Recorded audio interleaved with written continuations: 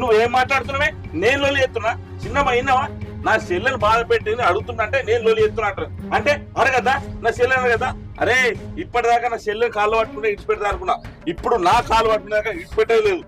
అరే నీకన్నా పిసిలేసిందా? వాళ్ళు ఇంటారా గైన కాలు పట్టుకుంటారా? వాళ్ళు మనకనే పెద్దోళ్ళు. పెద్దోళ్ళు భయపెట్టినే ఇంటి కోడలు బాధ పెడతారా? ఇంటి కోడలు బాధ పెట్టాలు అసలు ఆ ఇల్లే నిలవది. ఏమనుకుంటారు? ఏం బాగా మాట్లాడుతారు? అదేంటో లేదనుకున్నావు నా చెల్లెకు. ఏమా అసలు నువ్వు ఏమనుకుంటావు? అరే వాడు ఇంత లొల్లి చేసినాక నీ ఇంటికాడ ఉండవలసిన అవసరం లేదు మాకు. వెళ్ళిపోతున్నాం.